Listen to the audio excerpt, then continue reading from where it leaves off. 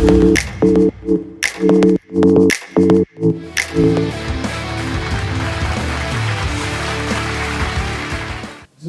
Johnny, yes, Papa. Eating sugar, no, Papa. Telling lies, no, Papa. Open your mouth, ha ha ha. Sorry, guys. Sorry for creating an awkward moment. But I don't find any better way to begin my story. Because my first audience also felt exact same shock when they heard this song from me. I was at LKG at that time, and there was a big inter-school competition happened for kindergarten students. And I was representing my school for a competition called Baby King. Baby King should be cute. I was good at that time, and he should answer the questions when the judges ask. And when the judges ask him to sing, he should sing a song. And I was well prepared with the song Johnny, Johnny, yes, Papa. Okay. And there was other events also happening. So what happened was that one boy who was there for a group song was absent that day. And there should be minimum 6 students for the group song. So my teacher came to me and asked, Vaishakh, can you be on the stage for the group song? You simply need to stand there. Then I said, yeah, why not? But I didn't ever know the song. Then our school's turn for the group song came. We all went to the stage. But unfortunately, I was standing in the middle. And the coordinators put a mic in front of me. That was my first stage program. And the only thing I know was Johnny Johnny. So I started to sing Johnny Johnny yes Papa. Everyone was stunned because they were expecting a Malayalam song and I was singing an English nursery rhyme. And for the first time, the audience were seeing a single boy singing a group song. I ruined the entire practice they have been doing. And after I finished that, they continued with the original song. Then my Baby King competition happened and it also went smoothly. And after all the events, the winners were announced and they were given the trophies. And I was also waiting for my name to be called. But nobody called my name. I felt so sad. I started to cry. Actually, I really wanted the trophy. But nobody gave me. My parents tried so hard to console me by telling that they will buy a trophy from shop. But while coming back to home, they said that actually my mom said that we won't be buying a trophy, but next time you will be participating again and you will get the trophy. Okay. Again next year, I was in UKG and again the same program happened. Again, my teachers put me on a group song. Still, I don't know why. Again, okay. But this time, what happened was that my mom gave birth to a sweet little soul, my sister, and we all were in the hospital. So my teachers were confused whether I will be participating or not. But my mom confirmed that I will be coming there for sure. And me and my father traveled 50 kilometers just for attending this program. And that too for a group song. But guys, you won't believe. We won the first prize. And main part is that I received the trophy. My mom still recalls me walking into her hospital room, beaming with pride and clenching the trophy. So that was my first win after a failure. Then years passed. I joined, when I was in 6th, I joined a new school.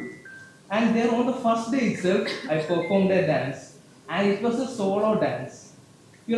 At that time, I was a dancer. I used to dance in my previous school. So I decided to take a try there as well. So what happened was that on the very first day, I performed that dance. But it was a great failure. My classmates, my seniors, my teachers started making fun of me. And I felt so ashamed to go to class from that day onwards.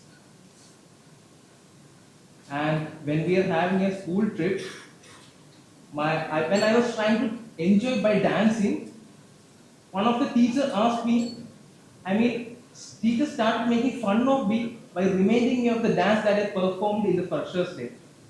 That again made me to lose my confidence. And on that day, I decided that I won't be entering the stage from that day onwards. And it went for more than 3 years. But my mom was seeing all those things. And one day she said, if you're trying to run away from fears, then you will be running forever. Then she pushed me to participate in a Hindi poem recitation. And on the spot, I said, no, I won't be doing it. But she compelled me to do that, and I said, okay, partially. But I asked, why Hindi poem recitation? I don't know even how to speak my native language Malayalam. Then how can I recite a poem in Hindi? Then my mom said, it's easy for anyone to do a normal program. But when you're making a comeback, you should create a wow feeling in the audience. People will be judgmental. Only you can change the things around. Then I got motivated. I decided to study the toughest Hindi poem available in my library. And my program was held on a morning assembly. And first there will be prayer, then news, then pledge will be there, thought of the day, and finally poem recitation and a special program. So when I went to the stage and when the prayer started, I started to get nervous. I started to sweat. The food that I ate the previous day started to come up. Oh no, what do I do? And I decided to leave the stage. And I did. I went behind the stage and tried to vomit. But nothing came. Then I realized that it was not about my food or anything. It was just because of my stage fear and just because of my lack of confidence. Then I realized that if I didn't do the program, nobody's gonna know whether I was even trying to or I was even planning to do a Hindi poem recitation. And that day will go just like a normal day. The same judging will be there. But if I come back and receive the poem, that will be a game changer. Then I took a breath. I went back to the stage and recited the poem. People were stunned. How can a guy who was so shy till that day is standing in front of them so confidently?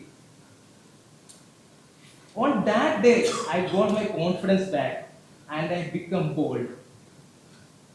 The only sadness that I was having was that my mom wasn't able to see any winning performance till that day. But today, the sadness ends. The boy who vomited just because of his stage fear is taking the world's biggest platform, TEDx. And my mom is here. Hi mom. This is how I perform in a stage. When I was in the school, I was just an average guy. I was a just passed math student in the board exam. But the only thing that I really loved was nature. When my friends used to play while after the class hours, I used to go to my terrace for watering my plants. At that time I had lot of plants like beans, chili, bitter gourd, and so many. And when I was in 8th, I even made a semi-automated irrigation system that helped my neighbors to irrigate my plants when I used to go for vacations. And I used to collect old books and made new books out of the blank pages. And you know what? My friends used to annoy me by tearing their blank pages in front of me. The fact that trees have been cut for making papers made that environmentalist in me to get irritated and argue with my friends. And I only used to write rough works in the margins of the used books. So I was like that, and that was just for protecting or saving the trees. And one more thing is that at that time I only had a single pair of jeans, because from somewhere I got to know that it took some liters of water for making it jeans. And another thing was, like, in my school we had lunch in the mess hall. So students used to rush to the mess hall without turning the lights and fan off. So I was the guy who used to go to these classes for turning the lights and fan off. So I was an environmentalist at that time itself. So what happened was that Madhubhumi, a newspaper, organized an environmental protection program in our school called SEED. And I was the first person to apply for that. And I even approached the teacher in charge. And I asked, "Sir, I really want to be a part of this." And he said, "Yes, Vaishakh, we really need you. We need a guy, we will select you for sure." But his next sentence was like this: "Vaishakh, we really need you. We need a guy who can take the pictures of the things that they will be doing for the campaign." I was shocked. And he selected the students who were scoring good marks and his favorite students. Like, I was doing that so many things, but still not recognition, still not getting selected.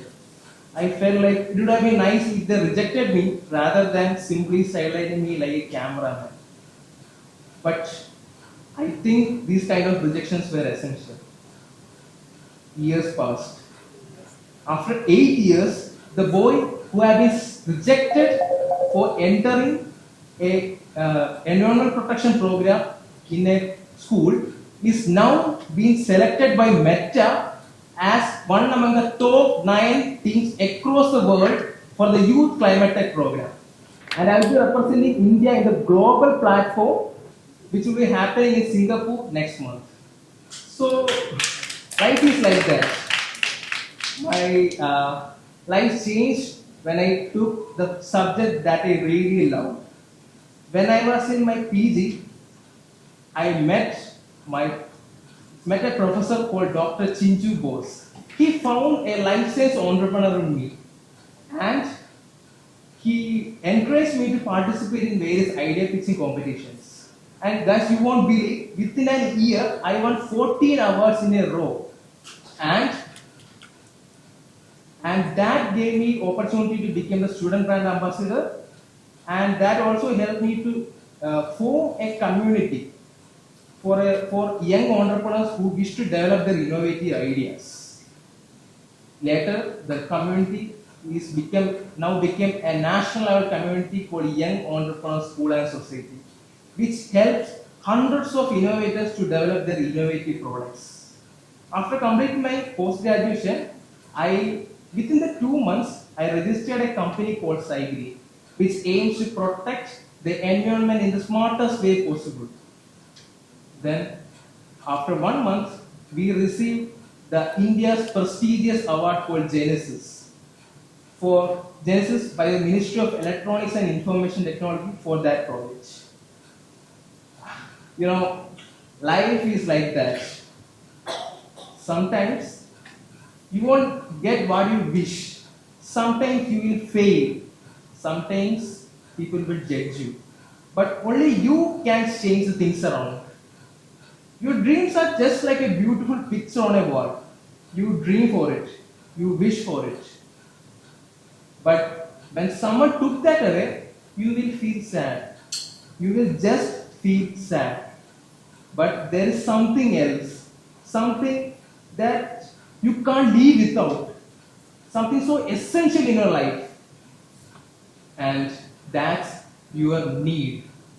That's like air, water, or food. When your dream become your need, or your need become your dream, you will do whatever things possible for achieving that. That will be your driving force. That will help you to fight for anything. So remember, my friends, the secret ingredient for self-motivation is your need. Your need. Thank you.